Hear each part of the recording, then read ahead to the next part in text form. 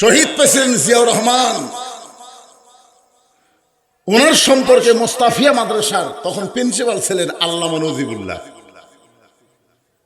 ওনাকে ছাত্ররা জিজ্ঞেস করলো, হুজুর শহীদ প্রেসিডেন্ট সম্পর্কে আপনার মন্তব্য কি? উনি একজন আল্লাহর ওলি, আমার হুজুরও জানেন, উনি তার ছাত্র।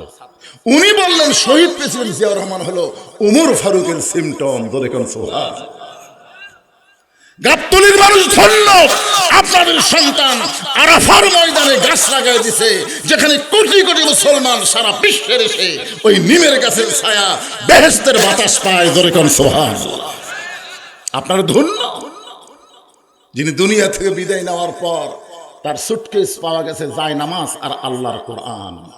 গোটা বিশ্বের মানুষ চিনে। যখন আরাফার ময়দানে জিয়া টিরি, নিম গাছ না, এখন গাছের নাম হচ্ছে জিয়া টিরি, জিয়া গাছ। আরে আজকে তার স্ত্রী, গণতন্ত্রের মা, আপসহীন নেত্রী,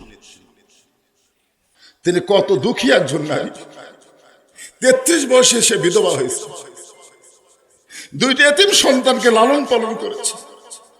অথচ হাসিনা এতিমদের মাল আত্মসাৎ করার অপরাধে মিথ্যাভাবে তাকে জেল দিছে। দলে কর কথা,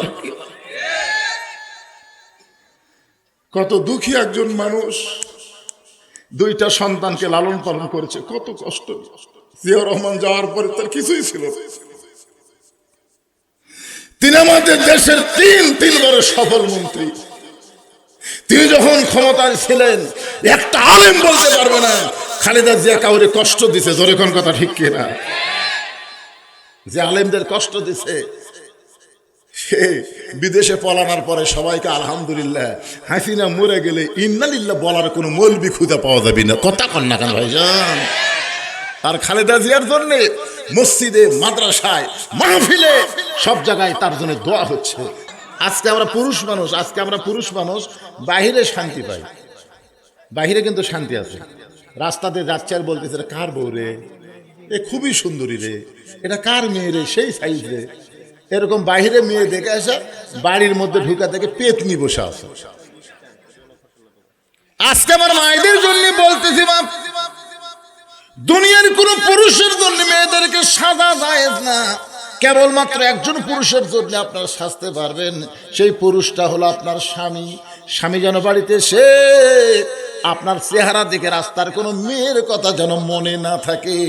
এইটাই হলো খাতুনে জান্নাত ফাতেমার সবচাইতে বড় আমল। সুবহানাল্লাহ কর না কেন? গভীর রাত্রে যে আয়াতে কারিমা তেলাওয়াত করলাম তার উপর আলোচনা করতেছেন। গভীর রাত্রে আল্লাহ নবীর ঘুম ভেঙে গেছে।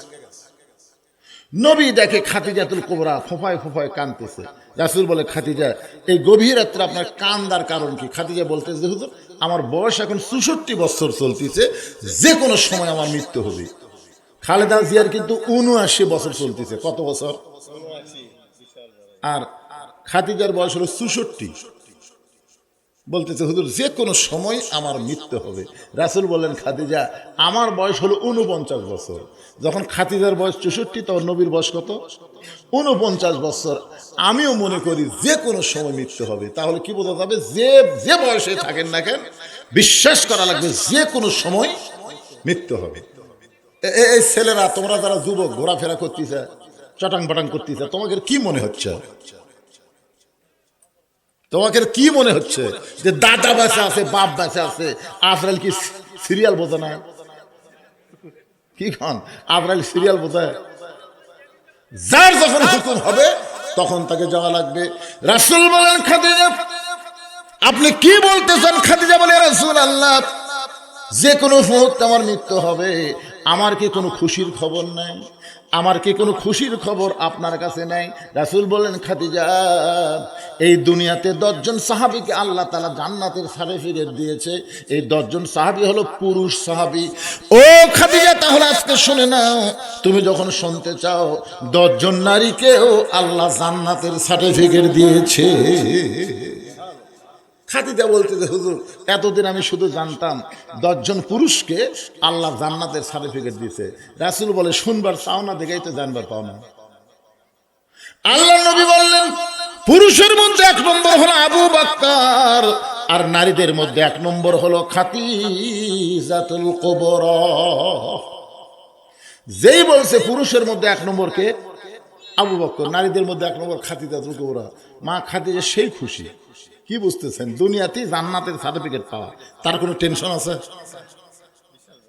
রাসূল বলেন, খাদিজা আপনি যে খুশি হয়েছেন, কিছুক্ষণ আগে যে কান্না কাঁদতেছিলেন, এখন আবার খুশি হয়েছেন, তো এখন আমি আপনার স্বামী হয়ে, আপনি আমার বিবি হয়ে, আপনার কাছে আমার একটা প্রশ্ন, সেটা হলো পুরুষের মধ্যে 2 নম্বর হলো ওমর, 3 নম্বর ওসমান, 4 নম্বর আলী। তাহলে নারীদের মধ্যে 2 নম্বর কে হলে ভালো হয়? মানে নবী স্বামী হয়ে বউকে জিজ্ঞাসা করতেছে, নবী কিন্তু আর নবী নাই, স্বামী হয়ে জিজ্ঞাসা করতেছে। খাদিজা বললে, হুজুর আমার কাছে যখন শুনবার চান, তাহলে আমার মেয়ে ফাতেমা 2 নম্বর হলে ভালো হয়। রাসূল বললেন, আল্লাহ আমার মাধ্যমে আপনাকে 4টা মেয়ে দিছে। কয়টা? 4টা মেয়ে দিছে, জয়নাব, রোকেয়া, কুলসুমা, ফাতেমা। তা আপনি অন্য 3টা মেয়ের নাম না বলে সরাসরি ফাতেমার নাম বললেন। খাদিজা বললেন, হুজুর আপনি বাবা, আমি মা, কোন সন্তান কেমন এটা বাবা বলতে পারে না, এটা জানে তার মা। আজকে যেই ছেলেরা ঘোরাফেরা করতেছে, কোরআনের মাহফিলে বসতেছে না, এই ছেলেরা কোরআনের মাহফিলে না বসে বাইরে ঘুরতেছে কেন? যদি জানবার চান, আর মাও যদি বাঁচা থাকে, মায়ের কাছে যান, আর মাও বলবার পারবে, ওই যখন আমার পেটত ছিল, তখন পেটত নিয়ে আমি গোটা পাড়া ঘুরেছি, ওই পেটের মধ্যেই ঘোরনি গরম পাশে, এক জায়গায় বেশিক্ষণ বসে থাকবার পারে না। বাবাই আনন্দে মাতিয়া সাগরে ভাসাইয়া সেই যে চইলা যায়, খবর লয় না মাজন, ধরিয়া উদরে কতই কষ্ট করে, 10 মাস পরে পায় প্রসবের বেদনা, এমন দরদি ভাবে কেউ হবে না আমার মা গো। খাদিজা বললেন, রাসূলুল্লাহ আমার কলিজার টুকরা ফাতেমা এমন ভাবে জন্ম নিয়েছে, জন্মের সময় আমি খাদিজা আশ্চর্য হয়ে গেছি, যার কারণে আমি বলতেছি আল্লাহ ফাতেমাকে যেন 2 নম্বরে জান্নাতি ঘোষণা করে। আল্লাহ রাসূল বললেন, খাদিজা আপনার মেয়ে ফাতেমা তো জান্নাতি নয়, আপনার মেয়ে ফাতেমা তো জান্নাতি নয়। খাদিজা বললেন, ইয়া রাসূলুল্লাহ ফাতেমা যদি জান্নাতি না হয় তাহলে ফাতেমার খবর কি? রাসূল বললেন, জান্নাতি নারীদের নেত্রী। খাদিজা বলছে যে হুজুর তাহলে তো ফাতেমা আমার উপরে গেল, আমি হলাম 1 নম্বর জান্নাতি, আর ফাতেমা যদি হয় জান্নাতি নারীদের নেত্রী, তাহলে আমার খবর কি? রাসূল বললেন, আপনি জান্নাতি আর ফাতেমা আপনার নেত্রী। খাদিজা বলতেছে, মা হবে জান্নাতি আর মেয়ে হবে নেত্রী, এটা কেমন শোনান? আল্লাহ নবী বলেন, খাদিজা আপনি কি বলতে পারছেন? খাদিজা বলতেছে, ইয়া রাসূলুল্লাহ কোন আমলের কারণে আল্লাহ খাদিজাকে বাদ দিয়া ফাতেমাকে খাতুনে জান্নাত ডিগ্রি দিল, এটা যতক্ষণ আপনি না বলবেন আমি খাদিজা আপনার হাত ছাড়ব না। খফ করে নবীর হাত ধরে বলতেছে, হুজুর সর্বপ্রথম আমি আপনাকে নবী বলে স্বীকার করছি। সুবহানাল্লাহ কন না কেন? সর্বপ্রথম আমাদের নবীকে যিনি নবী বলে স্বীকার করছেন, তিনি হচ্ছেন নবীর বউ খাদিজা। আপনারা কি মনে করতেছেন? যাত্রার পাশনে ঘুরবার চান, যাত্রাক নেতা বুঝবার চান, যাত্রাক হুজুর কম। 42 বছর হয়ে ওয়াজ করতেছি, এখন পর্যন্ত আমার বউ আমার ঠিক মতো হুজুরই কয় না। জানেন আপনারা, আমি 3টা কথা বহু মাহফিলে বলেছি। 1 নম্বর কথা হলো যে ডাক্তারের বইয়ের কোনোদিন সিজার লাগে না। ডাক্তার জানে সিজার করলে মায়ের ক্ষতি, বাচ্চার ক্ষতি, এজন্য বড় বড় ডাক্তারের বউ কিন্তু সিজার করে না।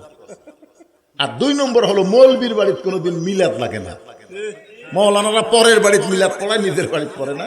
আর 3 নম্বর হলো পীরের বউ কোনোদিন মুরিদ হয় না, কারণ পীরের বউ জানে আমার পীর সাহেব মাঝে মধ্যেই মুরিদের বইয়ের দিকে চোখ মারে, এই লুচ্চার হাতে মুরিদকে হবে।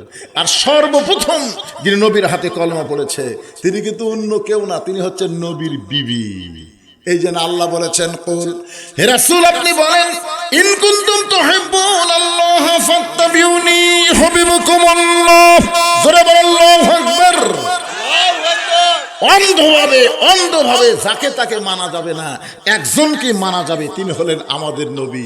তিনি ভিতরেও যেমন বাহিরেও তেমন। জোরে কর সুবহানাল্লাহ।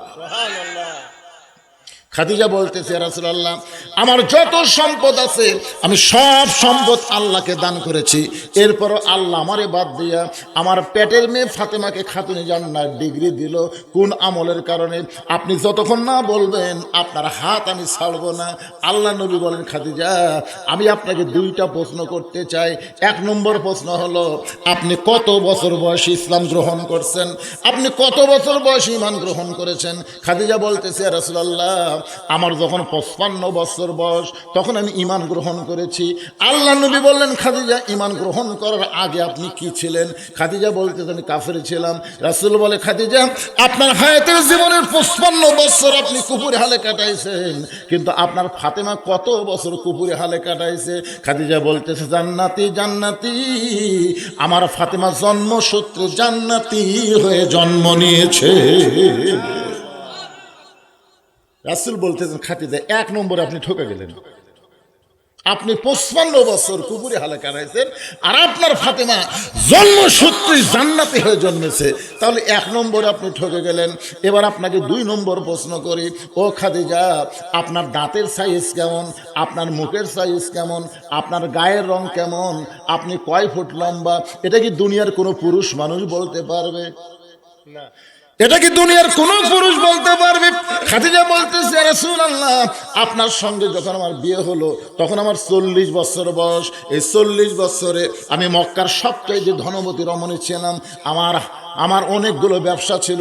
এই ব্যবসা চালাইতে গিয়া হাজার হাজার পুরুষের সঙ্গে আমার লেনদেন হয়েছে। আমি খাদিজার কপালের সাইজ কেমন, মুখের সাইজ কেমন, দাঁতের সাইজ কেমন, গায়ের রং কেমন, এটা দুনিয়ার বহু পুরুষ বলতে পারবে। আল্লাহ নবী বলেন, খাদিজা তাহলে আপনার দাঁতের সাইজ, মুখের সাইজ, গায়ের রং দুনিয়ার বহু পুরুষ বলতে পারে। এখন বলেন তো আপনার ফাতেমার মুখের সাইজ কেমন, আপনার ফাতেমার দাঁতের সাইজ কেমন, আপনার ফাতেমার গায়ের রং কেমন, এটা দুনিয়ার কোনো পুরুষকে বলতে পারবে? খাদিজা বলে, নবী গো, আমার ফাতেমা জন্মসূত্রে পর্দা নিয়ে জন্মগ্রহণ করেছে। খাদিজা বলতেছে, আমার ফাতেমা যখন জন্ম নিল আমি তখন প্রসব ব্যথা বুঝতে পারি নাই। ফাতেমা দুনিয়া আসার পরে আমি লক্ষ্য করে দেখি আমার কলিজার টুকরা ফাতেমা তার 2টা হাত তার ইজ্জতের উপরে দিয়ে দুনিয়াতে ভূমিষ্ঠ হয়েছে। এমনকি আমি খাদিজাও পর্যন্ত ফাতেমার ইজ্জত দেখতে পারি নাই।